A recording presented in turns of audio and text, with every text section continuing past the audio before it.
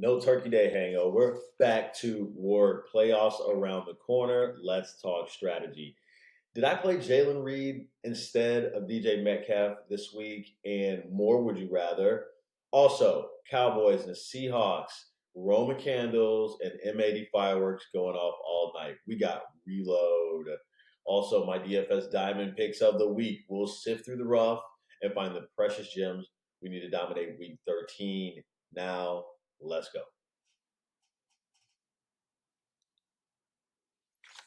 Hopping back into it, ladies and gentlemen. Glad to be back after a week off. So if you want to know how we did last week, we didn't. I didn't do the podcast, but I didn't do any bets as well. And it's important sometimes to take your foot off the gas.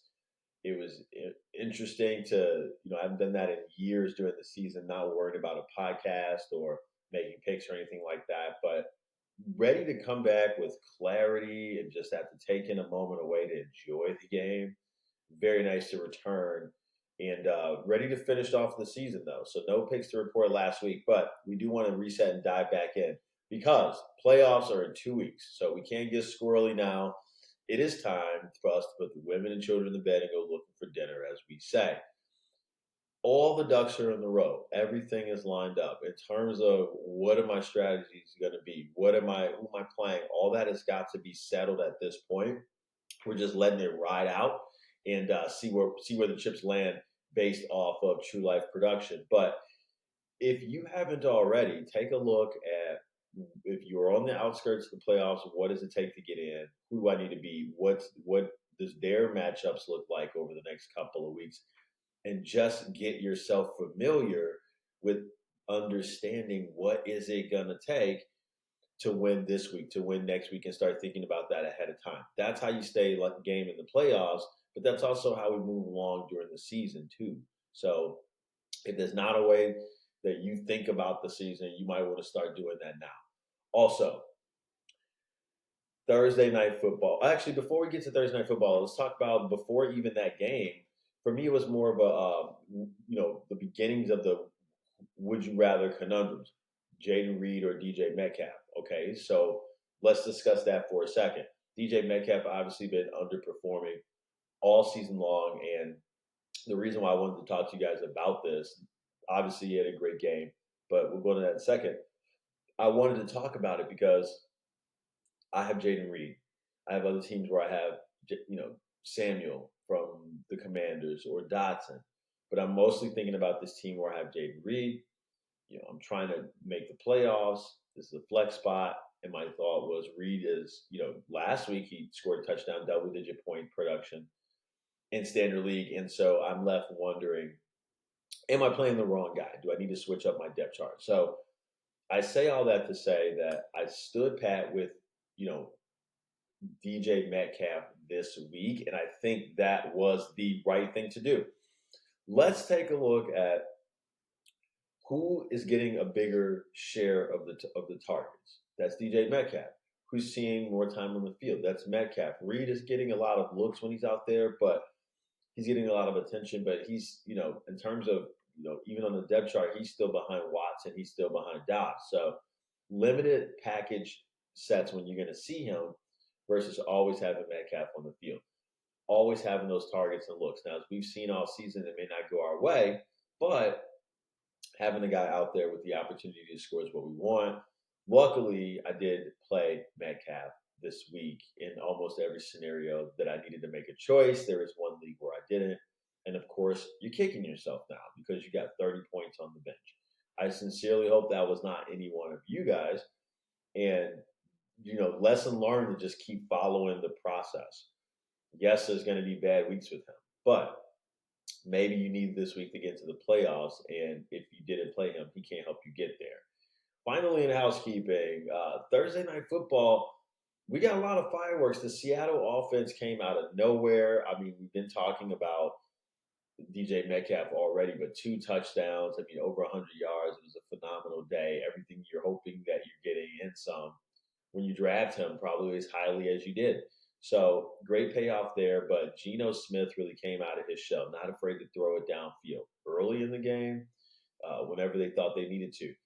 Seattle did a great job trying to control this environment in Dallas. I mean, they came in there ready to play football leading into the half. They did all the things right. Their backs were against the wall coming into 6-5, and they played like a team that was ready to come away with a victory. Unfortunately, they ran into the Dallas Cowboys that have been playing well as of late. Dak Prescott playing well as of late. So that was a problem. CeeDee Lamb, untouchable today. For all the cool stuff that DJ Metcalf did, CeeDee Lamb had a great day as well. Unbelievable what he's able to do amidst that sub-zone coverage. So, Seattle's defense let them down once the offense actually came out of their shell and did what they haven't been able to do all year, which is, score points, touchdowns, not field goals, and get up early to have a lead to play with. So they couldn't capitalize today. And that's definitely going to, I mean, they're not dead in the playoffs, but that definitely hurts. This is a game you have to have considering how much they got up for it and how well they did play for it. On the other side for Dallas, you got to feel good. You beat the teams that you're supposed to beat. Now, of course, they got to work on beating the Eagles and the Niners, but the teams that Dallas are supposed to beat, they beat. This is a sign of that tonight, and not panicking and staying in the game and eventually coming back to make that victory. 35-41, Dallas ends up taking it. And they're just turning themselves into a playoff team, rounding into form, getting ready for whatever will be next. But that's our housekeeping for Week 13. Just a few things to tidy up, and now we're ready to keep it moving.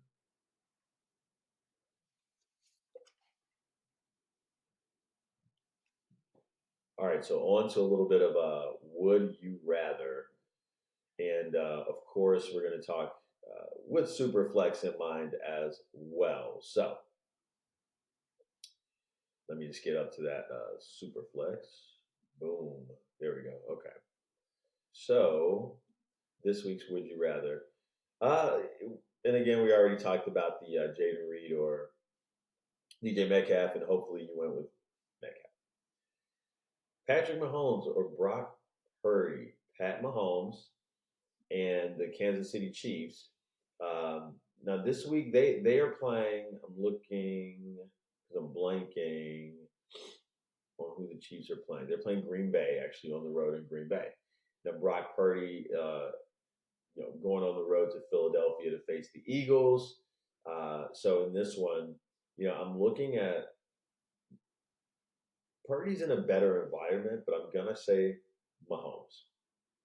Great week last week, starting to turn it on. They're rounding into playoff form, quite simply. Easier matchup for Mahomes and company in terms of like team and record. Maybe easier matchup for Brock Purdy in terms of personnel and defense.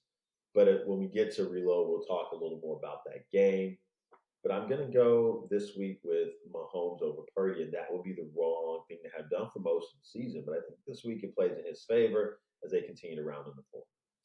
All right, next up, DJ Metcalf or Rashee Rice. And again, and I can tell you right now, based off of housekeeping and how we talked about that and walked through it, I know sometimes we run up against some of these conundrums that, the game's already played, so we can't make that pick. But it's easy to say Metcalf here over Rice. Rice, obviously, the number one preferred option in terms of Kansas City receivers. But one-on-one Metcalf over Rice, you got to say Metcalf for targets, plays on the field, average depth of target. I mean, I could go on and on. Chris Olave or Nico Collins. Olave a little banged up. A few less options in New Orleans this week. Nico Collins, I like it. It should be a competitive game against Denver. I would rather take an opportunity there versus Olave, who we're hoping play, but that's just we're hoping right now. All right, Najee Harris versus Jalen Warren. This is a good one. And, Najee Harris has the hot hand as of last week, basically. But, flip of the coin for me, if I had to pick one, I would say probably just on DraftKings because Najee Harris is a little cheaper. We go with him. But I honestly don't have a preference between the two. Very high on the two this week, as you guys will discover later on. But, if you're flipping a coin between the two of these, I would say play them together and maybe think about what the other option is that you're thinking about playing. If there's a flex, there's another running back or something, think about it like that. Now, if you do got the other running back that's like McCaffrey or something like that, and this is the second running back choice, and it really is just this guy or that guy, then I'm going to go with Harris. Derek Carr or Kyler Murray this week. Derek Carr is in the better environment. However, his receiving core is a little banged up. I'm going to stay away from him because of that. Kyler Murray's environment is a little tougher, but it's not impossible if they can evade the rush. Kyler Murray, Matthew Stafford, or Derek Carr. Now, I will take Derek Carr's situation perhaps over Matthew Stafford's this week. Now, Stafford has his guys, but man-to-man coverage has not been something that the Rams have handled well this year at all. And I wouldn't want to be taking chances there. I would go with Carr over Stafford. Alvin Kamara this week or DeAndre Swift. I'm going to go with Kamara because even in tough matchups, Kamara can be a part of the passing game too, which is very important. So, especially when you have receivers that are on the shelf for New Orleans, that makes Kamara's, commodity as a receiver that much better. So easy to say Kamara over DeAndre Swift, who's in a tougher matchup versus the Niners this week. Brandon Cooks over Puka Nacua for sure. Wouldn't have been a choice there. Again, Puka, same sort of thing as I was talking about with Stafford, just man-to-man coverage not going very well for the Rams this year. And I keep referencing that because Cleveland plays it at a high rate. Now, Puka Nacua would be the guy that the Rams seem to go to in those scenarios, but I didn't have high hopes here. Would have easily played Brandon Cooks over him, and Cooks paid off for he got a touchdown tonight. Dak Prescott over or Brock Purdy. Now, this is an interesting one. Prescott going today. I think if it was seasonal, I probably would lean towards Purdy just based off production. Again, another flip of the dime type scenario situation. But I probably would have said Purdy just based off of expecting Pollard and the run game to get going a little more. So I would have said Dak and the Cowboys would win, but he would not have to do as much as he did end up doing. So in that scenario, I probably would have went with Purdy. And you see Dak had a good game, so we have to see what happens with Purdy. Now, Derek Carr or Gardner Minshew, I know Minshew's in a good spot. Tennessee's pretty vulnerable. You could do it if you want to. I really think it depends on, for Carr, for this one, we have to see what receivers play and which guys don't. So basically, if you're following this game here, of would you rather, I would play Minshew over Stafford this week, is what I'm saying. And Carr, as you see, I'm 50-50 over Minshew just based on which of his receivers are going to play. Now, if Olave is going to play, but we don't get Rashid Shaheed, and obviously we don't have Michael Thomas, then maybe you might think about Minshew here.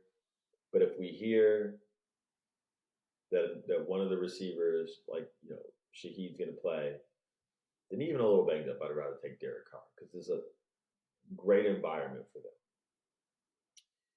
All right, Calvin Ridley or Javonte Williams this week.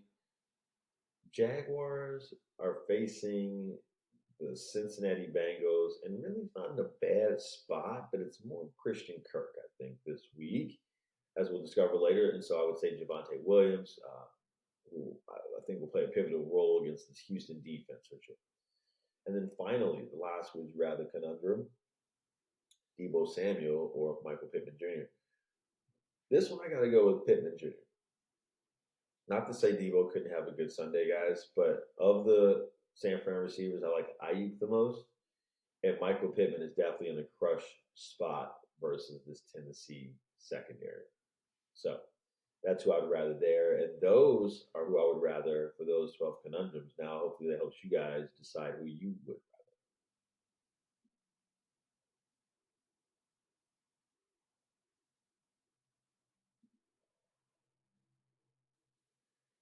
Picking it up and taking it right along. Let's hop over Thursday Night Football and reload with Sunday. Chargers going to New England. Interesting football game here for the Chargers. Look, New England doesn't have a quarterback, so we think the Chargers can win this game. They can win this game off the strength of their defense, I'm assuming. Uh, yeah, Zappy's going to play over Mac Jones. I don't think that really matters that much. Jones is going to be the emergency quarterback. And, it's Ramon Stevenson. If you got him in seasonal, that's a fine play, especially versus this Chargers defense. I don't like much of anything from the New England passing game. I know Hunter Henry's there if you got a bye week with your tight end, you're desperate, and Devontae Parker is playing again. But again, I was more confident in his target share when Mac Jones was playing. Not really sure what to expect now. Chargers defense is really the way to go here. As far as the Chargers offense goes, Eckler hasn't set the world on fire. It's a middling spot as well. So it's kind of like, can this pay off? Sure. Will it pay off? Who knows? We'll have to see. But as far as the passing game goes, yes, we can invest in Keenan Allen for sure. Keenan Allen would be the spot here versus this versus this man defense that New England mostly plays. This is J.C. Jackson facing the team that let him go just a little while ago, a couple of weeks ago. But that was for performance. He didn't even travel overseas with New England. I think it was to Germany when they went, or London rather. But he's going to play in this one, and I don't have good hopes for it. I think Keenan Allen is in a great spot right here for sure. I don't like anything else. Guyton, I don't like it. Gerald Everett, I don't like it. Herbert should have a tougher day, but should be able to find Keenan Allen. There's just not enough other viable, healthy weapons for him. So they'll go that route. But they should win this game off the strength of New England, not really having much to offer. Reload. Arizona going over to Pittsburgh Sunday morning. So, Pittsburgh, for their part, they've been coming on a little strong. They had a great game last week for the passing game. I don't know if that's something we can expect week in, week in and week out. I know they fired Matt Canada. There's always, a little bit of a fire once we have the reshuffle. But you guys are going to have to show it to me in terms of me believing that this is the team that they're going to be each and every week. Not seeing it yet. But if you want to go with somebody there, it would be Gerald Pickens. Freiermuth also in play. Those are fine seasonal plays if you got them. DFS, I'm staying away. But Jalen Warren and Najee Harris very much have interest in both of those, especially for DFS. Going to pay down with both of those actually. So a lot of interest there against this Arizona defense. I don't think they have what it takes to stop the run. They're ranked poorly against it too. Pittsburgh, for their part, should lean into it. This is a team that's going to gut out wins and get in the way that they can. They can win this game off grimy defense and running this football. You've got two running backs that you can slam at them over and over again, and we've seen them do this earlier in the year. We actually won our DraftKings double ups that week when we used the tandem of Warren and Harris. And so we're going to go back to that this week. Not to be a copycat move. That's not the only reason we're doing it, but it's a really good matchup that, again, we can pay down with. And like we said, and would you rather, there's no picking, right? Let's just play them both. That's what I like on the Pittsburgh side. Their defense is, I think, a fair play, but I don't want a part of it because I think Kyler Murray has an opportunity to find, they've got some bodies out there, and I like Michael Wilson above all else. If he's healthy and he plays, I think they can find him in this zone coverage. That is something that's interesting. Marquise Brown is out there. If Wilson doesn't play, I like the whole idea a lot less. Not high on Trey McBride this week, maybe a little down, we can say, but definitely liking the idea of Wilson. And if Wilson goes, that opens up the world for Brown a little bit, especially in the one-on-one situations. Those kind of seem to be what he thrives in. But I wouldn't take a chance on him, maybe just on Wilson if he plays. Arizona defense, staying away from it. I think they're going to have their hands full all day with that run. They're going to have to try to get off of the field. Pittsburgh finds a way to win this game at home and advance to 8-4. Keep those playoff hopes looking sparkly. Reload. Indianapolis going to Tennessee. Okay, so this will be an interesting game because Tennessee won't have. I'm sorry, Tennessee will have the services of Derrick Henry, and he ran really well last week, turning it on a bit. I like that again this week versus this Indianapolis team. You want to slow it down and control the game, try to play better defense. They know they don't have really much of a quarterback scenario in terms of Tennessee, right? Like Levis hasn't been setting the world on fire. He does any worse, actually. We're gonna have to see somebody else come back in. So not a lot to expect there. It is a nice scenario versus that zone defense versus for DeAndre Hopkins, but I just don't have a lot of faith in it. If you've got Hopkins, seasonal, play it and feel great about it. DFS, I'm gonna stay away from it. But Derrick Henry, that's a nice play. I've got no problems with that. Probably fading Tyson Spears. On the Indianapolis side of things, you don't have Jonathan Taylor. He's got the hand injury. Sorry, I'm fumbling the words as it gets late in the evening, folks. We'll get it right. Let's tighten it up right now. Jonathan Taylor, hand injury, will not be playing this week or for the next couple of weeks. And so Zach Moss load him up. Hopefully you didn't let him go. And hopefully if you're a Taylor owner, you had him handcuffed. He's in play. We're not going to use it on DFS because Tennessee is actually pretty stout against the run. So while we know who's getting the touches there, and we do want shares of the backfield that we're certain of, it's just not a good scenario. Easier way to attack Tennessee is through the air. That is a very porous Tennessee secondary. And so we're looking at Josh Downs. We're looking at Michael Pittman. I wanted Pittman so badly for DFS to fit it in. I don't think we can fit it in, but Downs is in a good spot too. Very consistent. You look at his game logs week over week. Not a lot missing from that guy. He's involved and he's consistent. Not setting the world of fire in terms of going above and beyond the ceiling, but certainly the floor is higher than most, I would say, in the wide receiver realm that's out there on the waiver wire right now. So be in consideration there, but certainly him and Pittman in a great place. Pittman fired up. Not interested in the tight ends at all. Or really the Indy defense. I mean, you can use it to save money, but there's other scenarios you may go if you want to save money.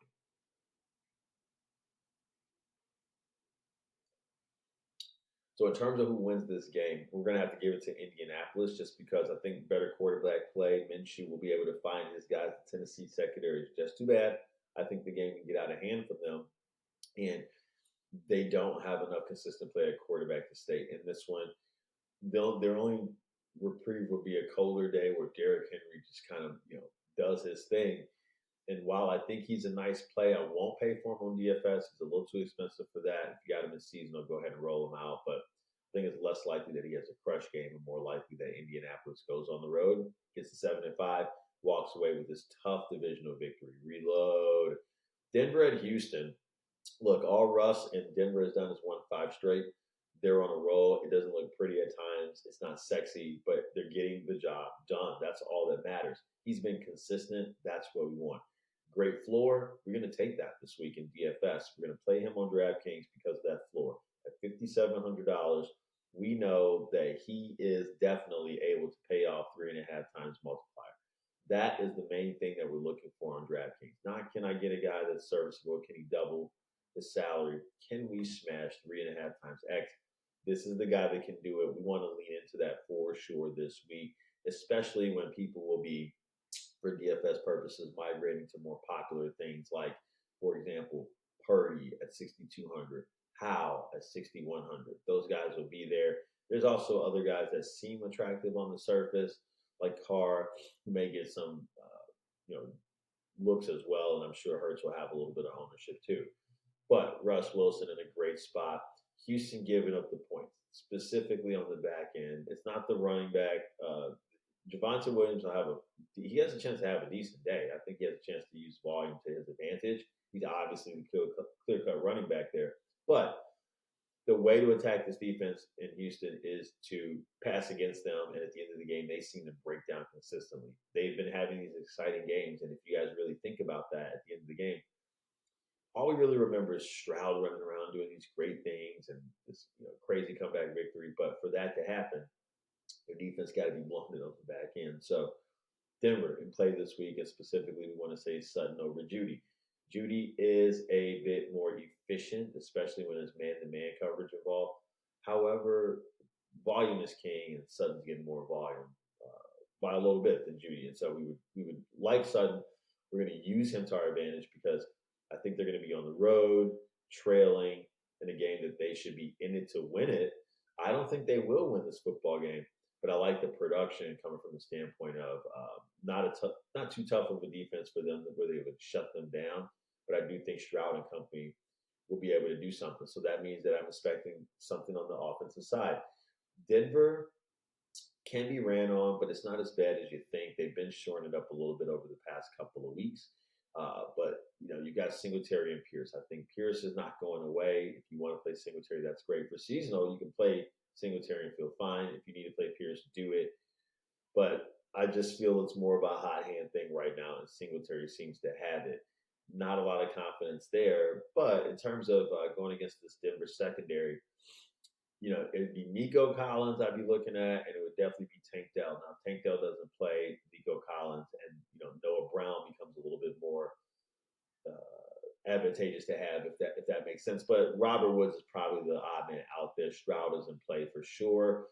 Houston, I think, will do just enough to. It'll be another exciting one. They'll come through in the end. Maybe the defense, after giving up points down the stretch, finally makes one stop. Something like that's going to happen, but I think Stroud and company move to 7-5. They quiet the rolling Denver Broncos, who are looking for 6 straight. I don't think they're going to get it on the road here in Houston. Reload. Detroit going on the road to take on the New Orleans Saints. Okay, this would be a great spot for New Orleans. We've talked about in weeks past the weapons they have and the ways that they can offensively put this team in play to be in the playoffs, and they're in a positive environment down the stretch against some very bad defenses. But injuries are starting to catch up to them. You don't have Michael Thomas. Now you might not have Olave or Shaheed. This means that AK Perry? Is it AK Perry or AT Perry? AT Perry. That's the guy that becomes kind of the fact that number one out there, there's nobody else out there. But more importantly than that, you got Kamara, who's going to be in the passing game as always involved. And you got to look at Juwan Johnson. He saw the most targets and receptions last week of his season so far. So we see what their idea was once the receiving core got a little thin. They go to Juwan Johnson. I think that's going to be more of a thing this week. You'll see him. Maybe if Olave plays, I don't think Shaheed is going to play still. So there's still a need there. Juwan Johnson fills that. I think against this Detroit defense, that's definitely the way to go. But passing is the way to go against Detroit.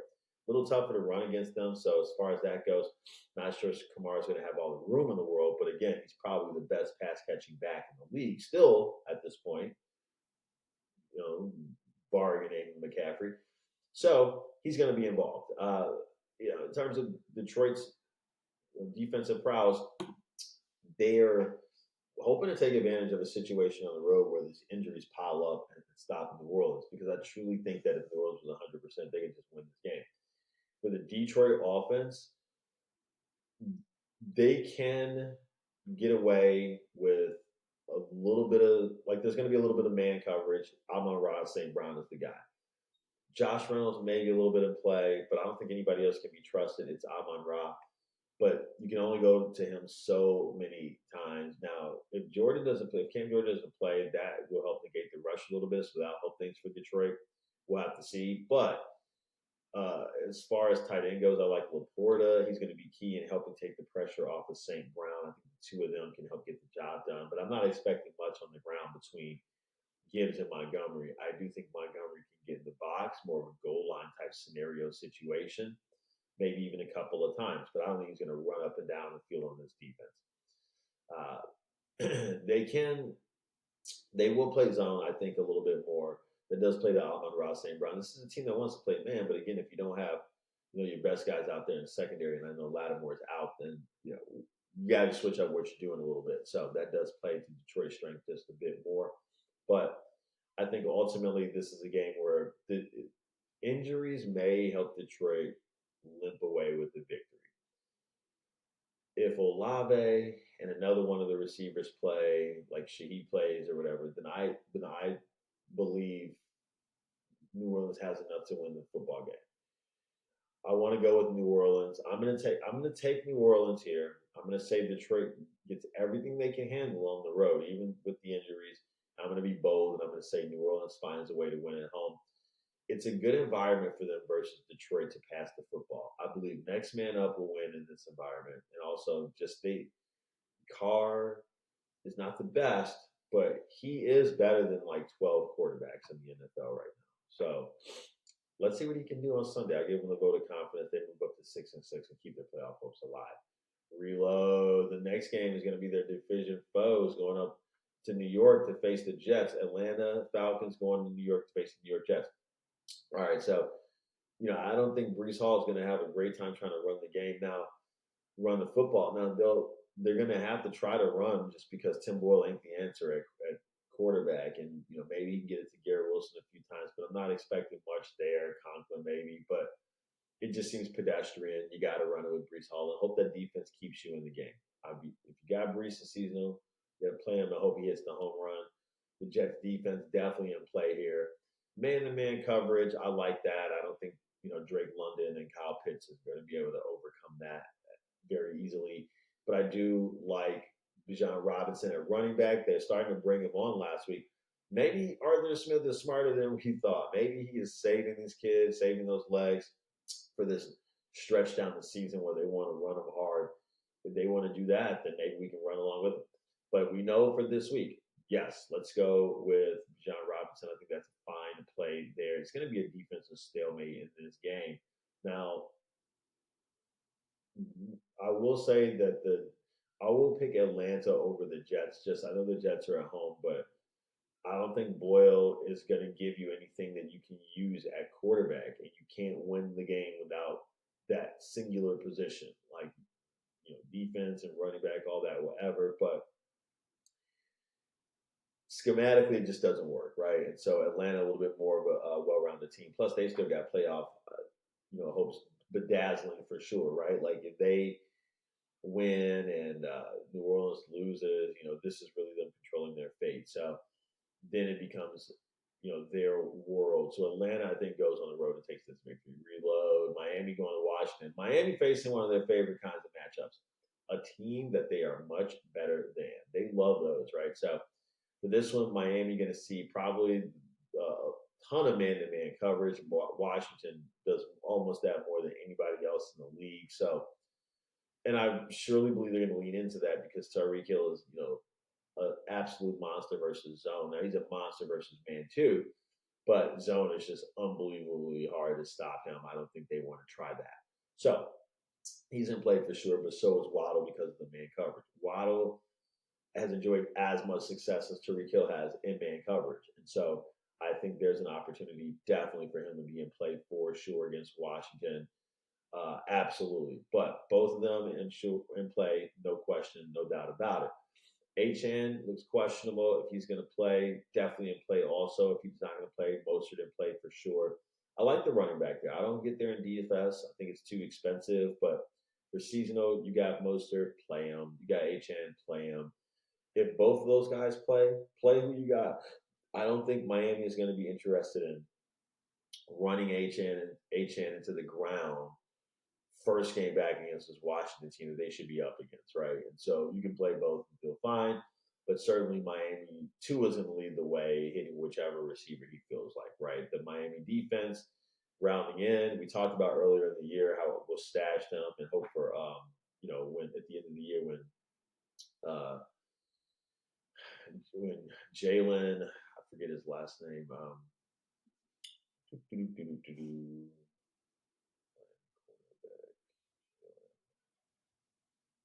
Ramsey. We talked about earlier in the year when Jalen Ramsey would get healthy, that this would help this defense become more complete, and we're seeing that, right? And so Miami in a great place. If you got them playing the season, will feel fine. You want to play them in DFS, that's great. I think there's cheaper plays, but fine.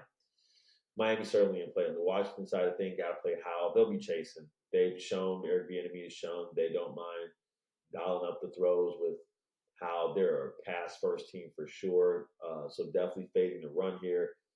And they should be trailing big anyway. So Howell's in play. McLaurin's in play. I think most of these receivers, but certainly don't mind Samuel, don't mind Dotson, if you got some pieces of those guys and it's bye week, you want to use them, go for it. No problem there. But House should be able to spread it around. I think they can do enough to get you the offense that you need, but certainly they lose this game against Miami in Washington. Reload. Sunday afternoon now, Carolina going on the road to Tampa Bay. Carolina just replacing Frank Reich coming off that firing. So you know how it goes. Teams always fired up a game or two after that before that fizzles. So they'll have that going for them. However, Carolina, they probably will still have problems stopping the run. So I do like Rashad White this week, particularly. And they've been a little more stout against the pass. They're not super sloppy on the back end. I think Godwin's going to have a tougher day. Kano probably going to also have a tougher day. But Michael Evans, Mr. Mike Evans, against this zone defense, a red hot play, I think he's going to go underutilized, underpaid attention to, but he's in a scorching spot against a team that he knows how to beat. I like him. I was thinking about playing Baker Mayfield. I don't think you need to. Obviously, for seasonal, thinking about it, I don't think you need to. You can get everything you need from Mike Evans, but he's in a smash spot along with Rashad White. On the other side of things, the Tampa Bay defense should stay competitive against Carolina, but I do like Thielen. That's it. I mean, obviously in the season, if you got Hubbard, you got to play him, right? But I'm not expecting a week like last week where he scored a touchdown. If he gets that, great. But Tampa Bay is stout on the ground against the run. So it's really the pass is the way to go. You want to say Thielen, but that was the last regime. So it remains to be seen who the quarterback looks to if Bryson plays better, if he doesn't play better. I know a lot of that is, kind of what's being discussed here. So if anything, I'm taking a chance with Thielen, but probably that's it. I don't want to take a chance with anything else besides Thielen. Tampa Bay, I believe, has a chance. They're going to win this football game. I know Carolina should play better, and it's going to be tough. They're not going to make it easy, but I do believe, like I said, that Baker will be able to find Evans. The run game is in play, and Tampa Bay's defense can come up big in the last minute. All that should help. And Tampa Bay is still alive in the playoff race in the division. So they're playing for that. They're at home. I think the crowd will boost them over. They win this one. Reload. Then we get on to the big heavyweight matchup of the afternoon. San Francisco 49ers going on the road to play the Philadelphia Eagles. 49ers lose Brock Purdy early on in that game in the championship last year. And so obviously not much of a game there. Philly walks all over them. San Francisco is the favorite here. I think Philly's had some hiccups in terms of consistency along the year. San Francisco a little less. They're coming off of a couple of game win streak after having, what was it, 3 they dropped in a row? Kind of refigured it back out there and started rolling again. Purdy's in a nice spot. The Philadelphia Eagles have problems on the back end in the secondary. This should be a nice game for Purdy. He's proven in these spots all year that he can succeed in a positive environment with the play calling and Shanahan at his back. Now, on DraftKings, they're enticing you to play him by just making it affordable at 62 or 6,100, whatever it is. Everybody's going to be doing it because it is such a nice play. Ayuk definitely in play. Kittle certainly in play. Deebo Samuel in play too, but I definitely like Ayuk and Kittle. I think Kittle is definitely very much in play for sure. Kittle's probably the best tight end play on the day, in my opinion. But that's where Purdy looks. Now, McCaffrey, you can't count him out. This guy's still going to punch in a touchdown some way, probably catch some passes, but it does need to be, noted that Philadelphia is stout against the run. And so can he pay off in DFS? That I have less assurance about, so I don't go there. But if you got him in seasonal plan, I feel fine about that for sure. If you're going against McCaffrey this week, probably the best week to be doing it, but don't expect a 0. On the other side of things for Philadelphia, like I said, they've had some stumbles here and there, but they've also been resilient. Jalen Hurts has been able to, change and adapt his game mid-game and come out and lead to some victories. And so this is going to be a big test for them. Now, San Francisco being the better team, I am going to say that Philadelphia is going to win this football game. They're playing really well. They're on the roll, and they've beaten a lot of tough teams already this year. They're rounding into form. They've played a lot tougher teams than San Fran has, and I think that level of competition is going to help them be ready right away in this one, right? And so they'll be on it. A.J. Brown is the guy. Devontae Smith is in play too. Goddard's going to try to come back. 50-50 if he plays or not. He hasn't practiced yet. Wait to see what happens tomorrow on Friday. But even if he doesn't play, it's not a great spot. Devontae Smith, decent spot. You got it in a seasonal plan to feel fine about it. DFS, you want to go there? God bless. Got no problem with that either. But it's AJ Brown, man. I mean, he can do no wonders. He can do no bad against man coverage, zone coverage, however you want to cook it up.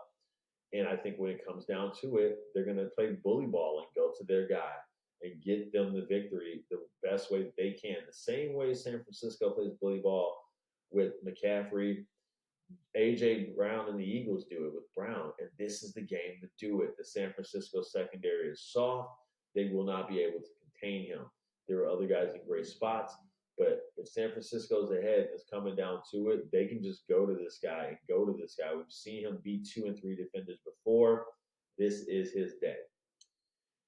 Philly's defense has one job: keep him in the game, man. I think this is going to be a tougher play game than most people think. I think the score may be a little lower than most people think, but certainly there should be enough offense to go around for everybody, is what I would suspect. And I am going to give this game to Philadelphia, even though it would appear that they are the lesser of the two teams. But they're at home and they're on a roll. I like Philly to win here and set the tone for the playoffs. Reload.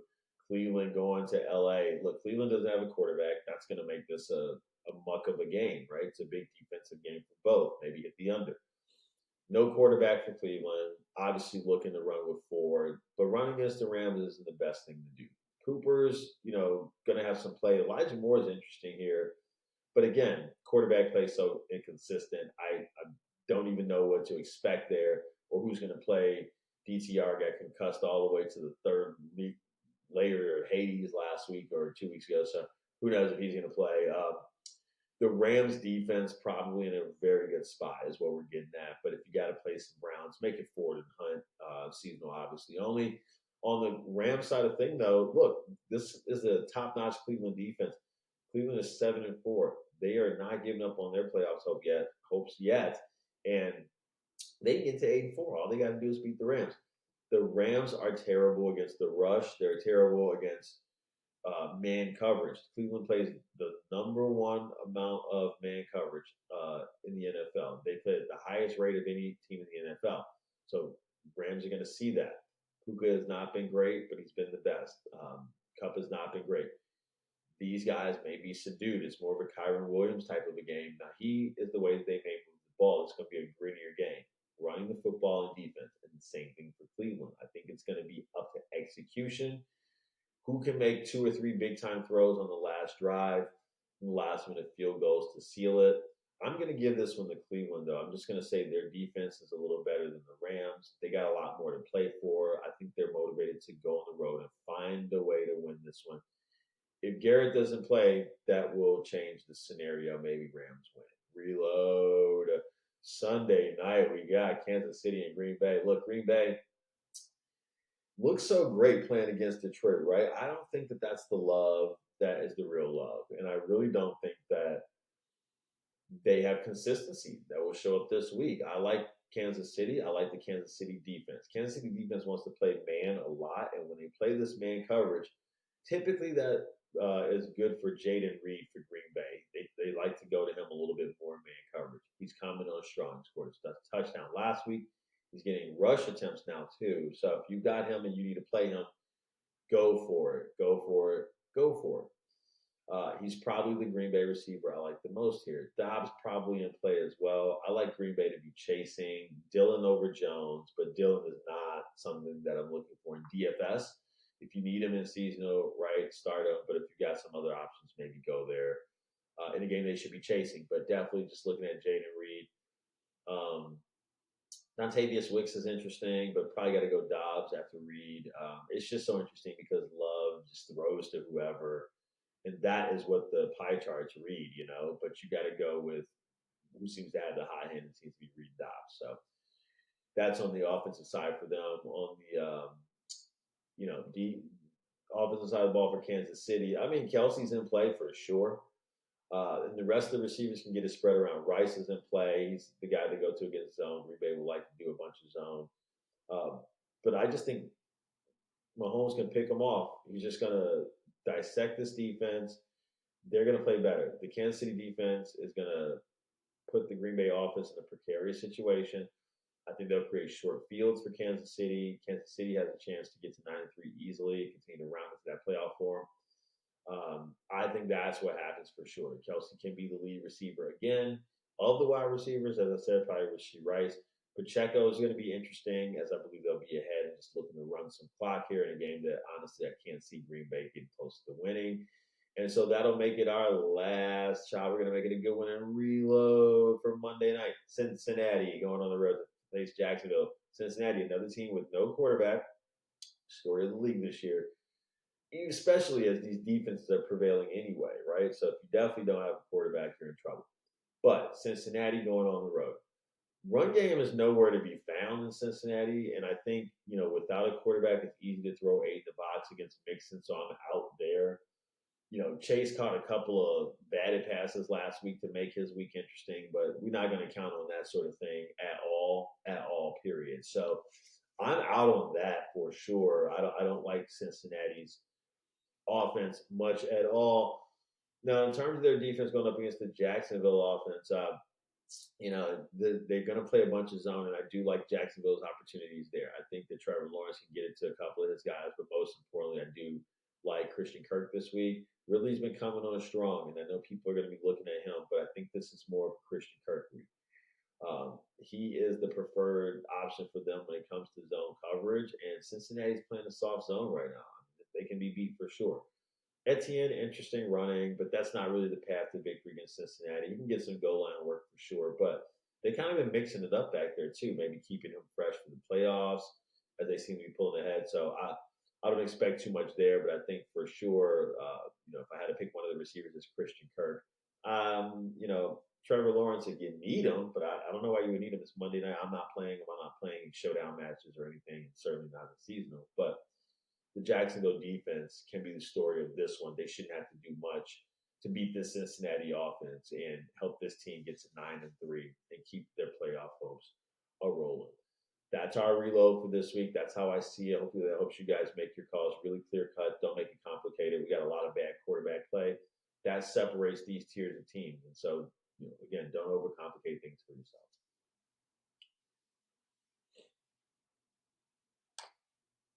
Well, finally, let's do our DFS picks and get you guys out of here. Going to keep it real simple for you for week 13. So, quarterback, Purdy's going to be real popular, and I think it hurts also. As I mentioned in reload, we're going to go with Russ Wilson at $5,700. Houston has been giving up yards lately, and the Broncos are starting to click with 5 straight W's. So, let's ride Russ. We're going to pair him in the flex with Courtland Sutton. He and Judy both in play, and as we mentioned this episode, Judy may be slightly more efficient, but Sutton gets the volume, especially in zone coverage. Now, in terms of wide receivers, A.J. Brown, and Sutton was $5,400. Sorry. So you're saving a lot of salary, though. Russ at $5,700 and Sutton at $5,400. That's going to help us do some paying up. A.J. Brown, $8,800. The Philadelphia defense has some holes, and San Fran should be able to take advantage. This will force Philly to throw to stay in the game in man coverage or zone. Hurts will be able to find Brown, no problem. We want to lock that in. Mike Evans, $7,700. We're paying up too. I know the Panthers will, have some fire after Reich was let go, but Mike Evans is going to play for sure. Tougher day for Godwin. And then the third receiver we're going to go with is Josh Downs at $5,100. As we mentioned before, a bunch of reasons to play him.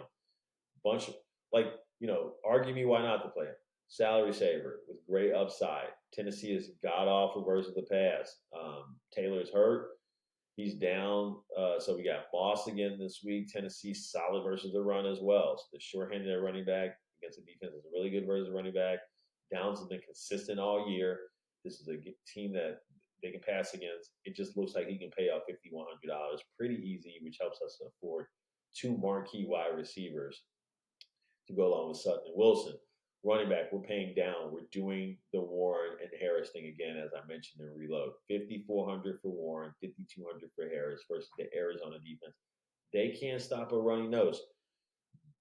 Pittsburgh, I know they passed a lot last week, or 400 yards. They don't have a lot of points to show for it, though. 16 points still. I know they fired Canada. I know that's supposedly turning things around, but I'm living in the real world here, folks, and stick to what works.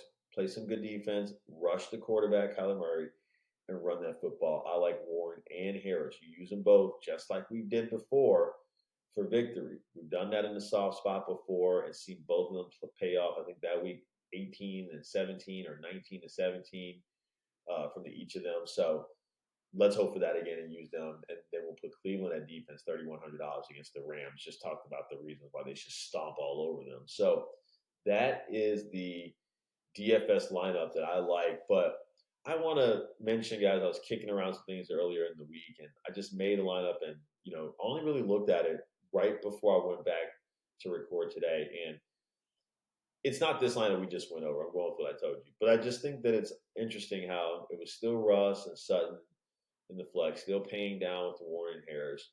Defense, I had, Panthers over Cleveland. I think Cleveland's a better choice there. But also, I think the biggest thing was probably instead of A.J. Brown, I had Devontae Smith. And instead of Josh Downs, I had Michael Pittman. So we had those flipped there. And I think Mike Evans was still in there. So a lot of synergy around those games is what I'm getting at. That's, where I think the points are going to come from. And points have been at a premium this season, as we've seen with defense on the rise. So that's what we think is going to shake down this week, week 13. Hopefully those DFS picks help you guys make some fantastic picks, make some money. Good luck if you're playing on Sunday. Seasonal, let's go get them. Let's round it into the playoffs. Guys, you know what the drill is. We'll watch it all fold on Sunday, and then we'll come right back here next week, talk about how we did, and get ready for week 14. Peace.